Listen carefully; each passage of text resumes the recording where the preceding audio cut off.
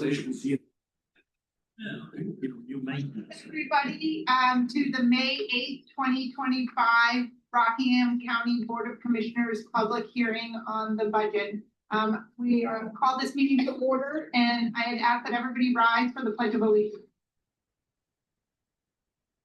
I pledge allegiance to the United States of America, and to the republic which stands one nation under God, indivisible, with liberty and justice for all.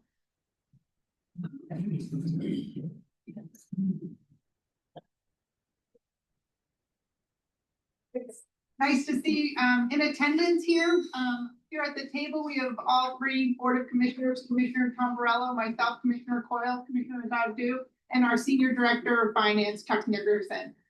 In the back, we have many department heads and members of the Rockingham County community, and then there's a number of members of the public, which we're always delighted to see. With that, I'm going to open. I'll take a motion to open the public hearing. Make a motion to open the Commissioners' proposed fiscal year 2026 budget public hearing pursuant to New Hampshire RSA 24:13-C. Second. On the motion, Commissioner Tombarello. Yes. Commissioner Godu. Yes. And I vote yes. The public hearing notice was published in the Union Leader on Monday, April 28th, 2025, and posted at 117 North Road, Brentwood, New Hampshire, and on the county website on Friday, April 25th, 2025. So I'm going to give a little brief overview on the budget, and then I'm going to turn it over to the Senior Director of Finance, Chuck Nickerson, because this is as much his baby as anyone else's. What we did, and we know that this is a tough economic climate for the citizens of Rockingham County. We see cuts at the state level, and we see an increase in inflation, and all those constraints, federal cuts, state cuts, as well as inflation increases, that those all have impacts on our residents. So our approach to the budget this year was to, and at the same time, we want to keep and retain Rockingham County employees. So our approach was to direct department heads to come in around 4%, a 4% budget increase. We felt at 4% they could, it would be good for the county in terms of making sure we can recruit and retain our employees. We can maintain our operations successfully and keep the needs of the county met. With respect to, and almost every single department head was successful in bringing that budget in or around 4%. Taking into consideration, we have a beautiful new building that's going to be up and running in just a few short months. We are thrilled. I'm sure that many people in this room have toured it, and it's beautiful and it's coming right along. And we anticipate we'll have our departments over there by in the early fall. So things are moving well there. Some of the concerns that we have with respect to use of fund balance, the reason we reduced the budget from what the department proposed was initially is because to reduce the amount of fund balance we're using. There are some concerns with that. And you'll note that in terms of where departments are coming in, the county attorney's office had a budget increase of 3.93%. The registry of deeds is negative 1.86%. The sheriff's office is actually there, the outlier on the budget there, have an increase of 9.4%. The commissioner's office has a 4.21% increase. Finance office 4.67%. Facilities 5.95%, which is pretty remarkable because in that includes some of the new positions to maintain the new building. Department of Corrections is coming in at 3.65%, Human Resources 4.56%, and we have Long-Term Care Services coming in at 4.06%. So the changes from department head to the commissioner's proposed resulted in a reduction of about $1 million and that, or a little over $1 million, and that will go again to reduce the amount of fund balance we're using, which is essentially our savings. And with that, does anybody else have any comments? I'll turn it over to our Senior Director of Finance, Chuck Nickerson, for some additional detail. So just to start some overall 2,000-foot level stuff. So for the grand total appropriations, you see it's a 4.89% increase. If you were to take out a one-time additional appropriation of $2 million for a transfer to the capital fund to support, the completion of the new building. So if you take out that $2 million, then you're looking at more of an increase that's well below that 4% figure. Use the microphone, please. Okay. Sorry, because usually. Thank you. Sorry, usually I'm in the middle of this and can hear me both ways, but so basically 10,000-foot level again is 4.89%. If you take away $2 million of the $106 million of appropriations, that's a one-time amount as far as additional transfer to the capital fund to support the completion of the new building. You're talking about an increase that's below 4%. That one-time transfer is actually fully funded. Not by taxpayer money, not by fund balance, by a dedicated revenue source. As far as from basically $3 million of solar credits. So this solar array, when it's completed, and we're hoping for a go live date before the end of this fiscal year, the current fiscal year, that's a 30% tax credit. That project is over $10 million, so therefore $3 million federal tax credit. So $2 million of that $3 million go towards this one-time transfer out to make sure the building is fully completed to our satisfaction. As far as, again, 10,000-foot level, of that $106 million, about 41.69% is for wages. 14% is for payroll expenses and benefits. So those two combined are only like 56%. So that's not out of the ordinary at all. In fact, it might be a little bit on the low end when you compare our pay and benefits as a percentage of overall appropriations. Operating expenses make up about 27%, and the remaining 17% is that categorical assistance piece. That's what we call the county cap. And that's basically the last section that you see itemized on the summary page of appropriations. And the reason why you see that categorical assistance is split out on its own is because that's the portion of the budget that the county departments do not have control over. That county cap is set by the state. And on the so that's on the appropriation side. On the revenue side, as Commissioner Coyle was saying, there is definitely a sharp increase in the amount of budget fund balance use. Again, we're seeing some headwinds as far as long-term care revenues, because obviously we're looking at a $1.5 million increase in long-term care, including that decrease of $1.5 million is that 3% Medicaid provider reduction. Also, we're heavy already on our Medicaid census for long-term care, and we have several individuals that are expected in the next fiscal year to transition from being private pay over to Medicaid, so much lesser reimbursement rate, and which is going to be even lesser now than that 3% current Medicaid provider rate decrease. There is a 4% increase that's being requested for taxes. Again, right now the average rate per thousand for someone, taxpayers' portion of the budget or taxpayers' portion of their bill is below $1 per thousand. And we've been, that amount that are coming down over the years. Yes, part of that's because of the overall valuation increases for properties. But again, I feel that the county's been doing fiscal due diligence to bring that number down over the years. As far as other revenue items, again, the main thing in general government, other $3 million of the $4.5 million is the solar tax credits. One other item that's on here that hopefully we will get are also the same credits on some of the EV charging stations. But that's the one that we're a little bit more concerned about that would maybe not survive in the next month, so that's not included in the budget. Let's see, just going through it quickly.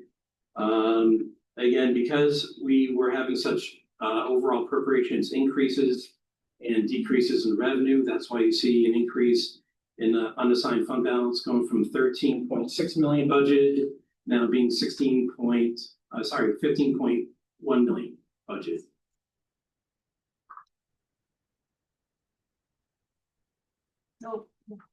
So that's the overall. So overall, right now, our grant appropriations is approximately $106 million. And we are using, as Chuck explained, we have a small tax increase coupled with use of some fund balance as well as our other revenue on the other revenue side. Is anybody? Okay. Well, without further ado, now we open up to public comment. This is the opportunity for members of the community to speak with respect to the budget. Would anybody like to speak? Well, no. You could kindly just identify yourself when you come up. Yes, Neil Raven, Hampton. I understand that part of the budget has to do with appropriating money for our local Hampton police to cooperate with the agents as they try to execute. Is that right? Sir, I think the microphone is On the mic itself, I think there's a button. Can you hear me? Yeah. So I understand that part of the considerations today with the budget has to do with appropriating funds for our Hampton police to cooperate with the ICE agents as they pursue their duties. Is that correct? No, This is only for the county. It doesn't involve, but Hampton is part of the county. it's only for the sheriff's department. The sheriff's department has engaged in a contract under 287G with ICE. So our Rockingham County Sheriff's Department. and taxes I pay in Hampton or Rockingham County as well. Is that right? Correct. So what I wanted to ask is, and excuse the lack of sophistication of this guy who lives in Hampton and no, I just get this off the news. But when I see ICE agents arresting people, they're wearing masks usually, what they call backgrounds or something to cover their face. Correct? What you see as well. So if the appropriations that you're talking about going between ICE and Rockingham County, would they be used to buy our officers such materials, so masks and stuff like that? They could say so. To the best of my knowledge, there are no appropriations in our budget to support ICE operations. There's nothing in our budget.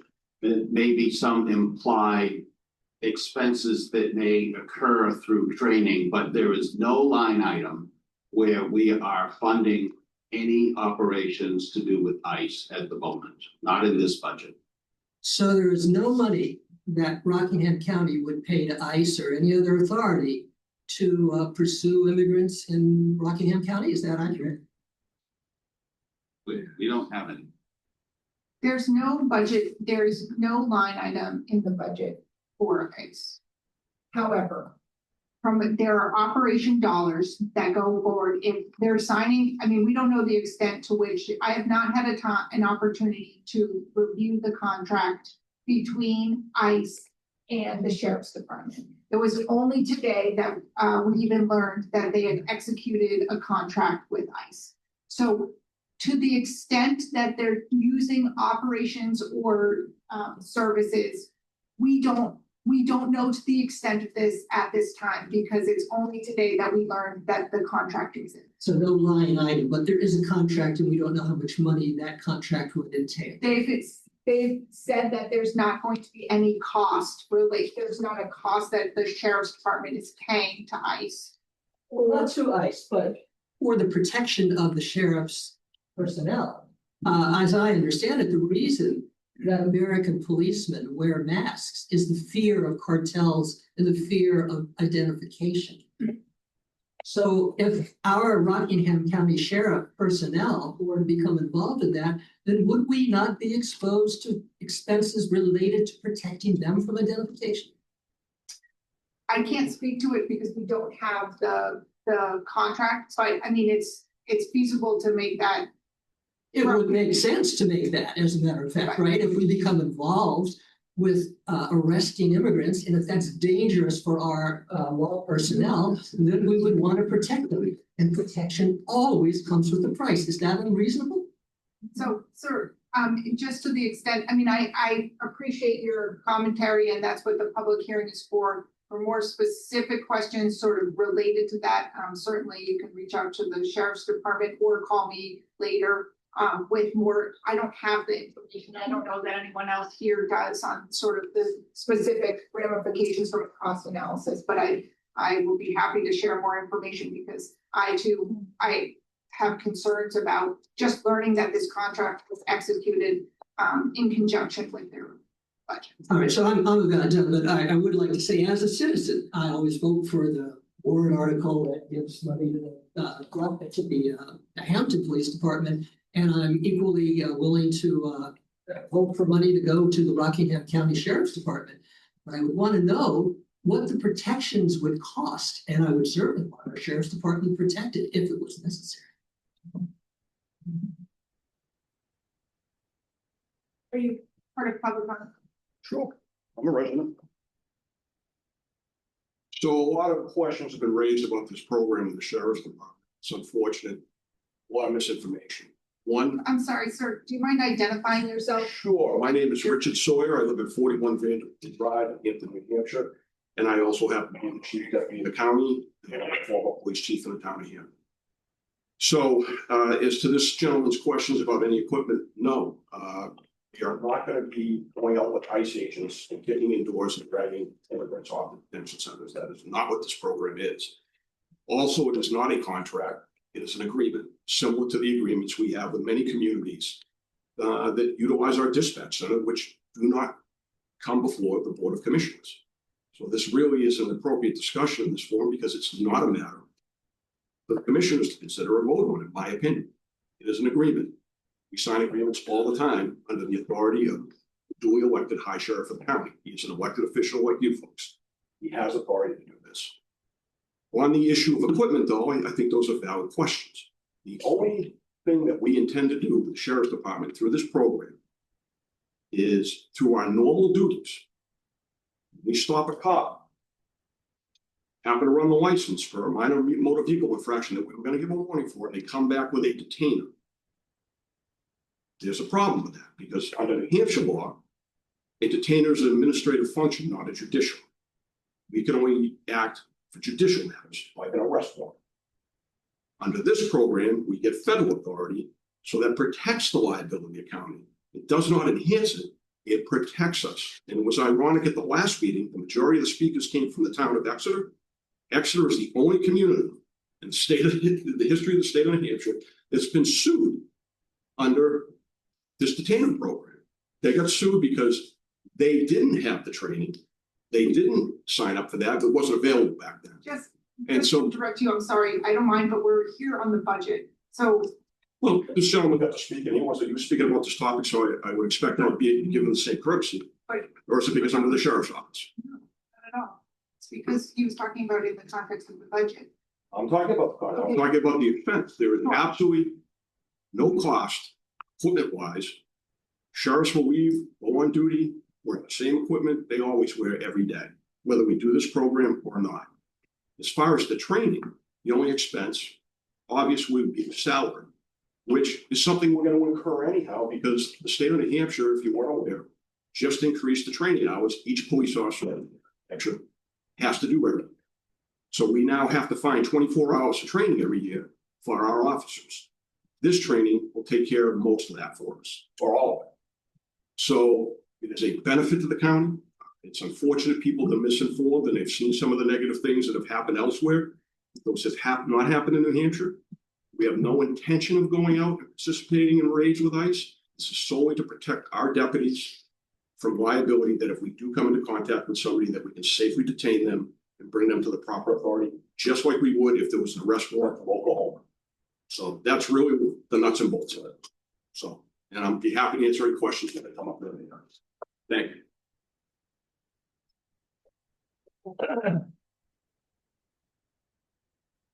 change speed a little bit. Here. Lawrence Minor, Fremont representative, state representative. A question on the solar field we have out there. $10 million with the solar fields. What is the net metering? What do we get back? We're not going to use all this power. What are we going to get back from that?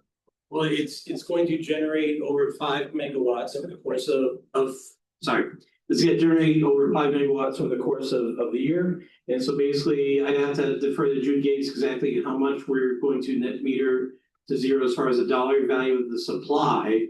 But we will utilize most of what we generate, and any excess, we're also gonna be able to take advantage of basically the renewable energy credits that will be sold on the open market. And there'll be between 125, 150,000 a year for that as well. And so let me just stop you there. So do we have a contract with a electric company? And if so, which company is it? We only, Well, in order to sell it back, somebody has to buy it. well, that's just on the renewable energy credit piece. As far as net metering, it's back with Eversource. So it's Eversource. I mean, the supply, there is, I'll defer to Jude Gates if she wants to answer like some of the specifics. I'm not sure I understood the question. We own the solar array. So we don't have a company that's selling it for us. The energy we generate is going back out onto the grid. It's being metered as it goes out, and the amount that we use is being metered as we use it. And the intent is that it will wash. Our expectation is that the first year we should save, besides the credits that Chuck was talking about, on the order of $500,000 to $600,000 from our budget. That we won't have to budget for the electricity until we would.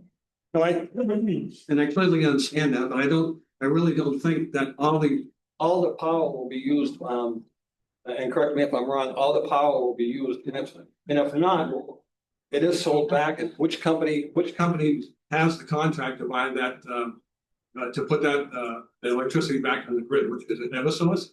It was calculated that we are actually generating as much as we will use. If we make more than we're using, it will go back out onto the grid. But we don't know that. We don't know which, sorry. We don't know that we're gonna use all that power that's being generated. But it's been calculated. I mean, we had engineers work on it, and you know what the buildings use. We have a history for all of the other buildings, exclusive of the new building, clearly that was in here. So we have a pretty good notion of how much we'll be using. Okay. Thank you. Welcome. Thank you. Thank you.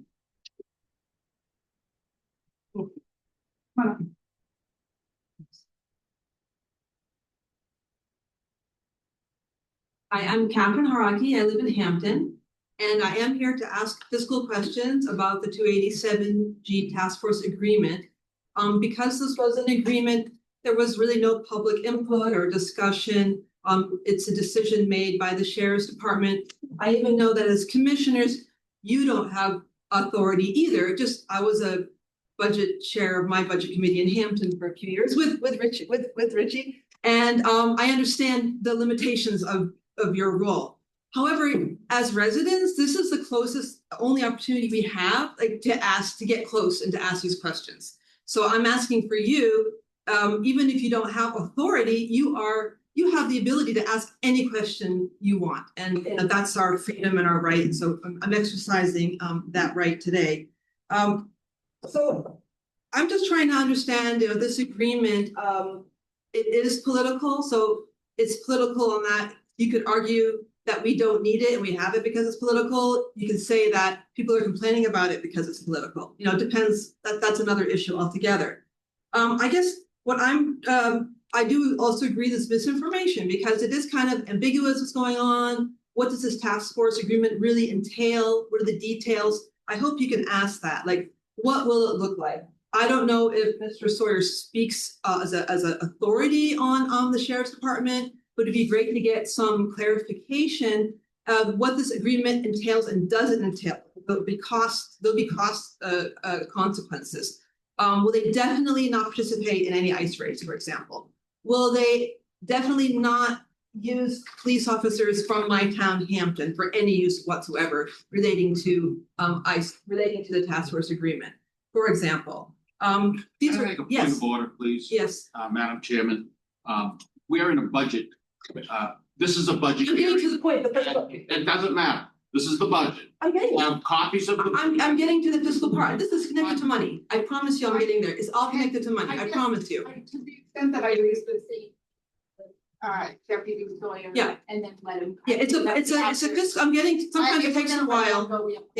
And it's getting to the fiscal point. It's a fiscal point. So the reason why I'm asking this is because if we know what this agreement means and what it doesn't, then you have to ask yourselves, like, who's footing the bill, right? Who's paying for it if mistakes are made? Who's gonna be liable? Will taxpayers be liable? Because in other towns, other counties in America, there have been mistakes. We're all human. We all make mistakes, okay? Especially when you get trained in a short period, it's confusing enough.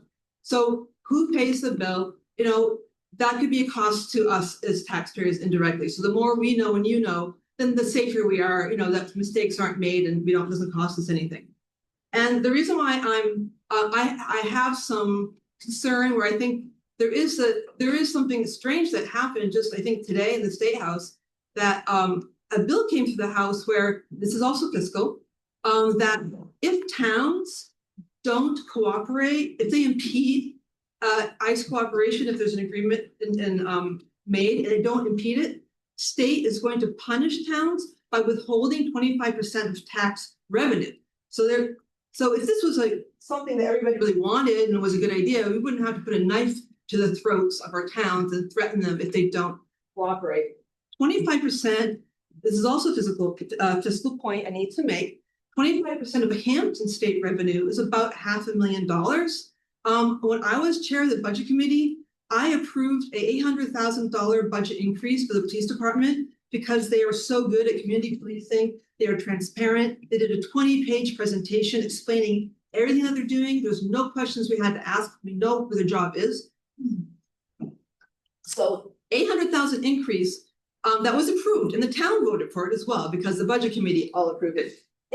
I'm just saying, if we don't feel that we're doing this willingly, but it's being forced on us. Next April is 33 towns in Rockingham County are having municipal elections with budgets just like your budget. Town people are going to vote on those budgets, which include police budgets.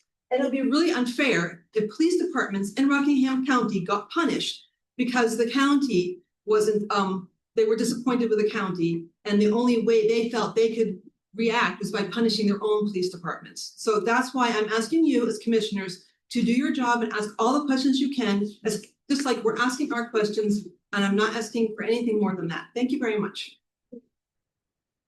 Next. Sorry, thanks. Kevin Coyle, 660 Middle Street, Portsmouth, New Hampshire. And I'm very glad that the state reps are here because I want to talk about the budget and I think you're in trouble. And I'll tell you, over the last 2 years, the county has spent $9.4 million in fund balance.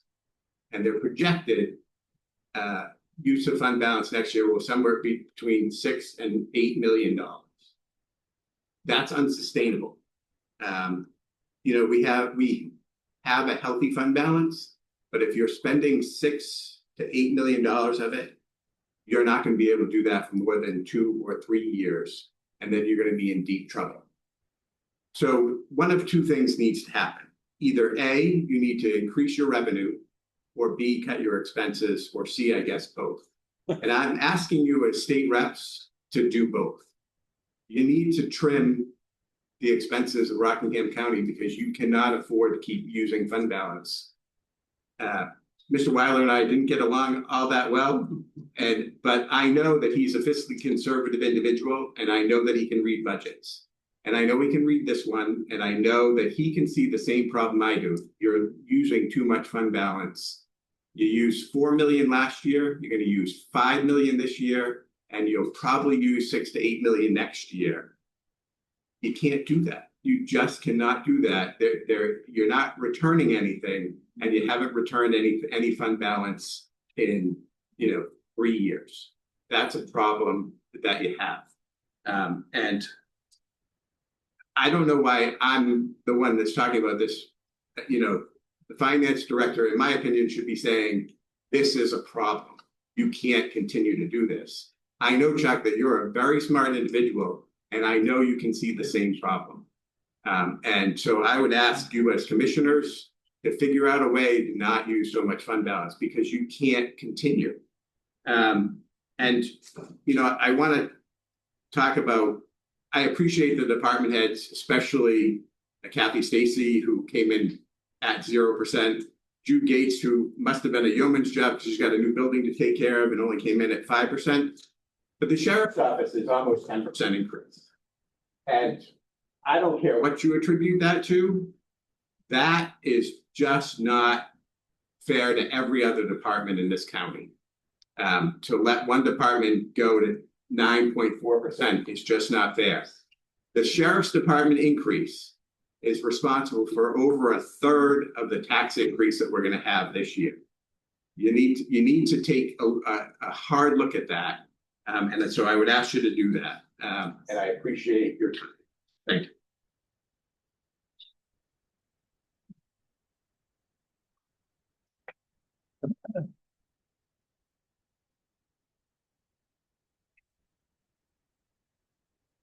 Good afternoon, Chris Bashock from 49 Danville Road in Kingston, New Hampshire. I also happen to be the major at the Rockingham County Sheriff's Office.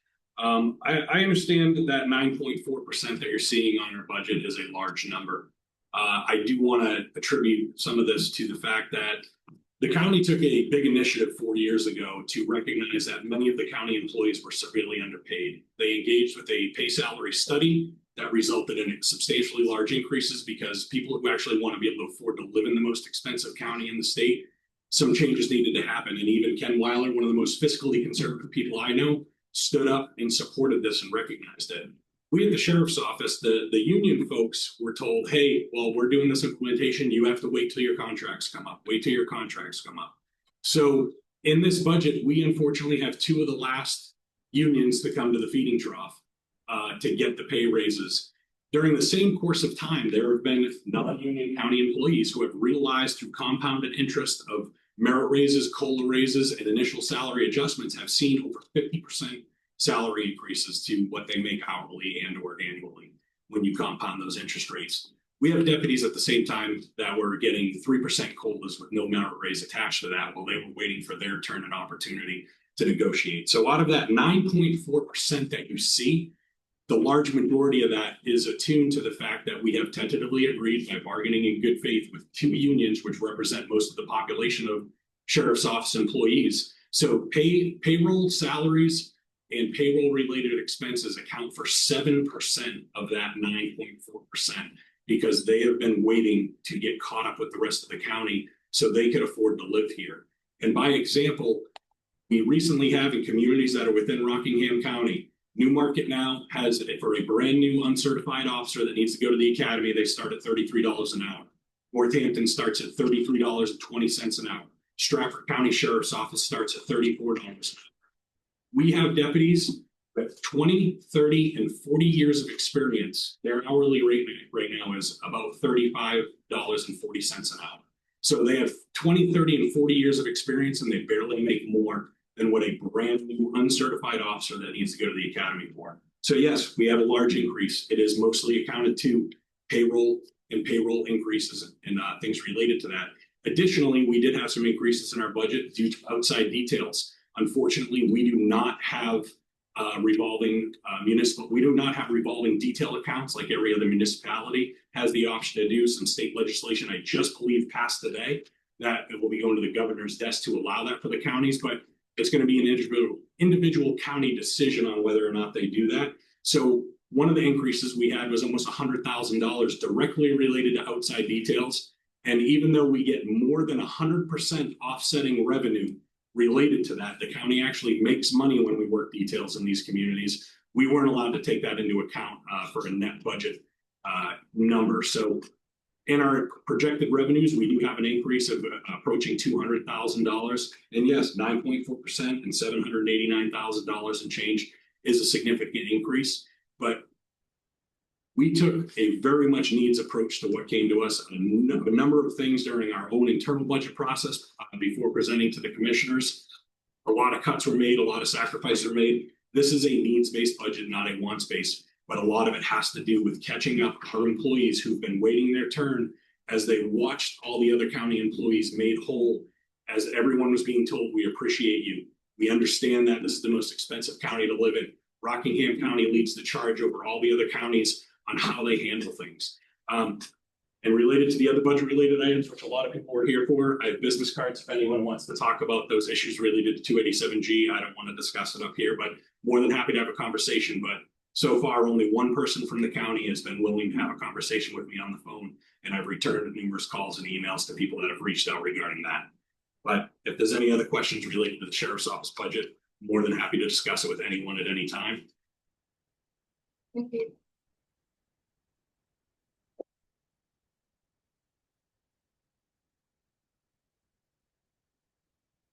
Hi there. Can you hear me okay? Yeah. Okay. So I had a bunch of. Before you get started. Oh, I'm sorry. Please identify yourself. Ellie Twist, 73 Danville Road, Kingston. So I had a bunch of questions regarding 287 and how that affects the budget, but it kind of seems like you don't have the memorandum yet, so you don't have any way to know. It doesn't. That's impossible. Yeah, it is. Impossible. Okay, so well, let's go into that. So as far as the cost to the taxpayers, including officer training, legal exposure, lawsuits, liability insurance, who will be responsible if things go wrong? Is that in the memorandum? To the extent, we have not seen the agreement, contract, however you want to phrase it. So we can't speak to that tonight because we just learned that it was executed this afternoon. So you can. I guess the big question would be then, how would you know how it would affect the budget if you do not have the memorandum of understanding? Because the sheriff's department has told us that there is no cost involved in this training. And it's training that they have to do of one sort or another, and it was their choice to take on this training. Oh, I definitely understand. And there's no cost, there's nothing in the budget about this. Okay, so then will there be independent oversight and public reporting of ICE-related actions initiated by Rockingham County officers? Got nothing to do with the budget. Yes, because independent oversight would cost. It would cost money. What measures will be taken to ensure that all persons are given due process? Will there be training specifically for this? Like, these are questions, like, I always support the police, I always will. If they need more money in the budget, I will vote that in all day. But I also want to be sure I understand what it is that we're kind of getting into in Rockingham County. And it seems like you don't even understand. You need to talk to the major, like the major says he's got one call. I got And I'm 14, definitely- I got 14 yesterday, including 2 at my house. Why they're calling me, I don't know, they should be calling the major. Mhm. The major and I have had many conversations about it. He said for the people to reach out to him and one person called. Yeah, and I'm definitely gonna do that. I'm the one that got his What would you business do? card today. You Absolutely. won't call my house. Will be doing that. I will You'd like to be definitely called. call. So I guess my big question then would be, if you don't have the memorandum of understanding, then you really cannot project how this is going to affect the budget. Is that about correct? I wouldn't concur with that. Well, thank you very much. Thank you.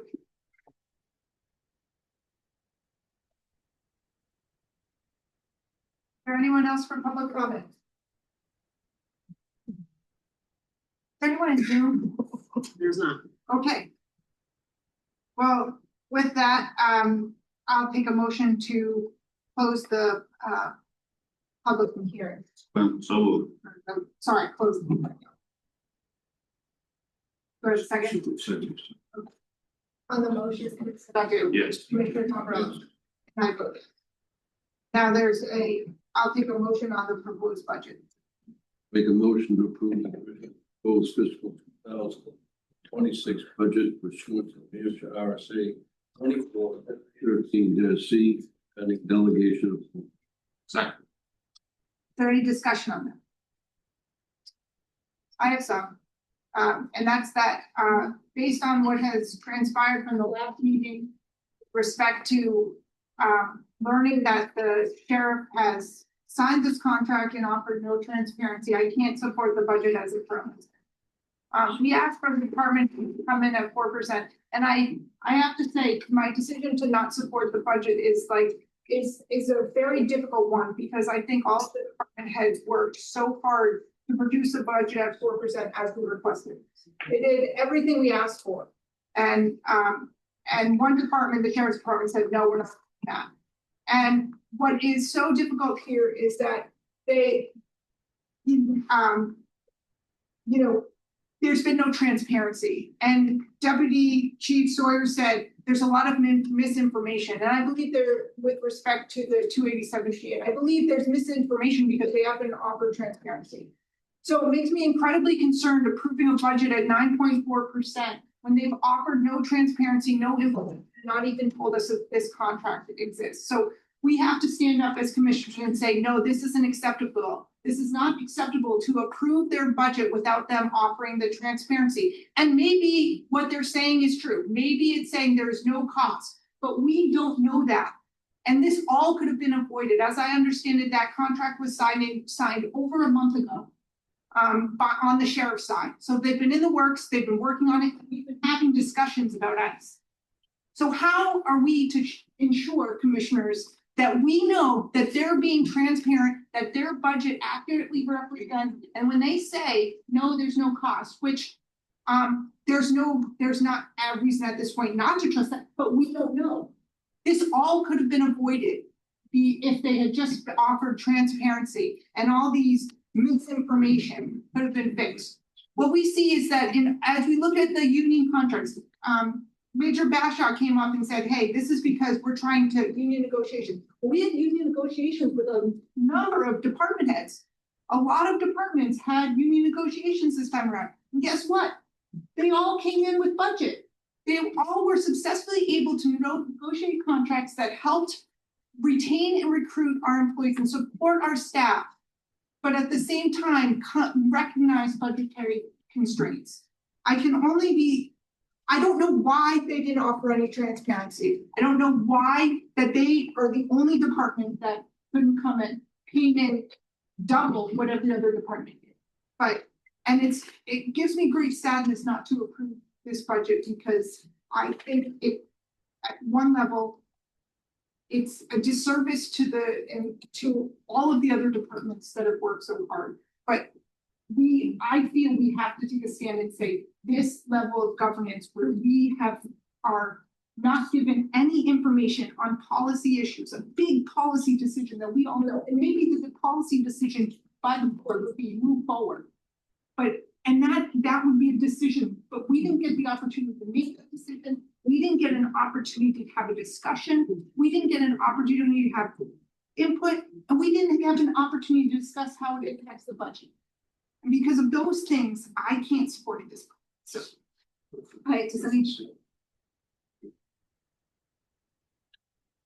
As the liaison to the sheriff's department, and I have reviewed their budget diligently. And I respectfully disagree with Commissioner Coyle. I believe that I looked at what it would take to get the sheriff's budget to 4%. And we agreed to give salary raises that were deserving to both dispatch and to the sheriffs. If we didn't give those salary raises, we would lose them, and we needed to keep them. So there's 7%. The other things, what it would take to bring the budget down to 4% is that we would have had to reassign a deputy to do all of the prosecutions. Instead, we're hiring an outside agency to do the sheriff's prosecutions. We don't, with all due respect to the deputies that have had few hours of training on prosecution, they're not nearly as effective as a board certified attorney. when they're doing those process. So we've incurred an $80,000 contract to for contracted services for outside attorneys to do those prosecutions. That coupled with some software. I wasn't in a position, I didn't think it was appropriate to reduce, the only way to do it would be to reduce a deputy. There'd be layoffs, and I felt it was inappropriate. And that's the reason why from my opinion, it was okay that we asked them to get it down to 4%. They were able to find $100,000. That was the best that could be done. And I've accepted that, and I think it's fair.